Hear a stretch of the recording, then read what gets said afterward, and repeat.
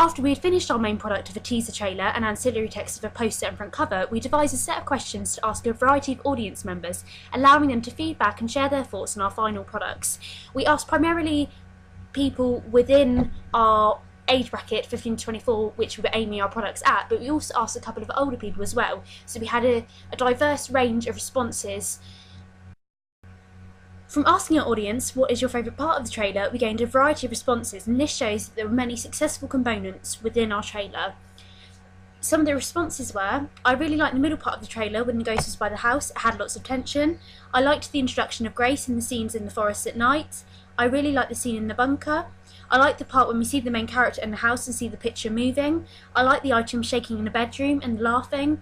I like the scene in which the protagonist is walking with a flashing light. So these are a few of the favourable moments our audience has selected from our trailer.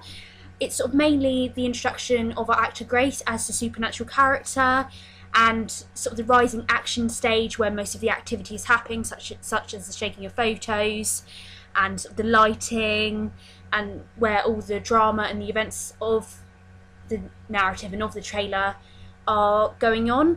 So these elements we do favour as well, because of the importance and significance of the supernatural character, because of the harm and the pain and the torment that this character is causing the protagonist of Morgan within our trailer. So for the audience to be able to recognise these moments in particular, it seems quite sort of successful for us. It's quite positive, as we really wanted to create a frightening and terrifying supernatural character for our audience to sort of feel the fear that the protagonist is going through, but also feel sort of fear for themselves as well. For the second question, we wanted to know if there were any elements that the audience didn't favour. Similarly to the previous question, we had a range of different responses, and this highlights that if we were to improve our work further, we would change these particular scenes and shots and primarily focus on these in order to completely satisfy the needs of our audience and keep within the supernatural horror genre. Some of the responses we had include: no, I really like the trailer, however for improvement, perhaps the scene with the light flickering on and off could be less orange in colour and more a natural light colour. Another individual stated, the scene in the woods, as most horror films are set around the woods, so this implies a cliche.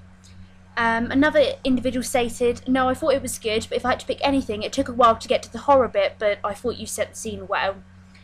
And another member stated, the part where the spirit walks over the leaves, a ghost wouldn't make a sound. So these are sort of simple things that we didn't realise at the time when producing, creating and editing our trailer, but if we were to go back again and improve our work in the future, we would sort of go back to these elements and go back to these scenes and work on them in order to sort of satisfy and please the audience and create sort of a wholly effective supernatural horror teaser trailer. For the next question, we asked the audience if they felt the image on the poster to be appropriate for the genre. We received mostly positive comments, with one individual stating that there perhaps could be more detail to the image. Some of the responses included: yes, the contrast of black and white shading works really well as it hides some of the face. Another states it's perfect for a supernatural horror. Another member states it's very appropriate, low-key lighting and high contrast makes it seem very horror related, which was what we wanted to achieve. And another individual states, yes, I think sort of the images are really good and they're suited to the genre. So this implies that we have been overall very successful with our capturing and manipulating of the image on Photoshop, but however, as one individual states, could be more detail, and this perhaps, if we were to improve it in the future, could be an element that we work on, whether that's with just some filter effects or some colouring on Photoshop. It's sort of it would help in the future if we were to go back and sort of add further improvements and do sort of further work. In the construction of our products, we decided to use the colour green, challenging the traditional cliché form of red. A distinct change in colour means that our poster and front cover may not instantly be recognised as resembling the supernatural horror genre. However, the majority of our audience, when we asked the question, does the green work well, were fairly positive in their feedback. However, one member did say that they felt we should have used the colour red instead, which is understandable due to the repetition and familiarity of this colour and its association with the horror genre. Another individual stated that they could not see the green very well in the image of the supernatural character on the poster, although we didn't want to increase the levels of green too high, as we wish to keep the striking contrast between black and white. From this question, we have learned our use of green has been successful, as the majority of our audience feel that it does link with the horror genre. This also highlights the audience's need for innovative twists and the portrayal of something new and unique within a genre. And some of the responses were as follows. Yes, it links with the horror theme well. Yes, I think it does work well. I think red would be better as red signifies horror. Another individual stated that green draws attention and emphasises the text, so yes, it does work well. For the ancillary text, we use a different character on the poster and front cover. We asked the audience if they felt this to be effective, and the responses were as follows. Yes, allows the audience to learn more about other characters. Yes, I think this helps distinguish the two, otherwise they might look too similar. Yes, it works well for a magazine cover to have the protagonist portrayed. Same character for both, I think. Yes, it gives more insight into who will be in the film, and I believe it does, and as it displays the two central parts of the film, hero versus villain.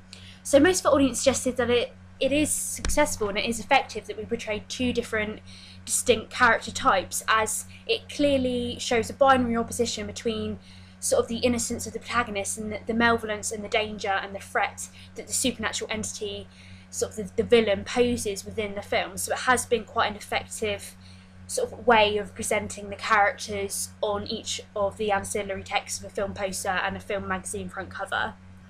For the next question, we asked the audience, what do you think of the style of writing on the cover? The responses were as follows. Effective, as it is bold and looks professional. The typography was really effective and I really liked all the fonts used. It's effective as it's bold. It's a bit ordinary, I would have given it more character. It's clear and easy to read, but with a flourish that makes it interesting, and it's easy to read whilst also being original. So again, we gathered a range of responses. We had some criticisms of it. The idea that it was a bit ordinary, it was a bit plain, maybe it needed a little bit more kick to it and a bit more flavour. We also had that it is very easy to read, and that's sort of essential for the front cover, the legibility of such cover lines and so on. And it also it looks professional because of the boldness of it as well, and sort of it is quite effective for sort of the medium that sort of the product is for. The final question, which we thought was very important to ask the audience, was would you see this film in the cinema after watching the trailer and observing the poster and front cover?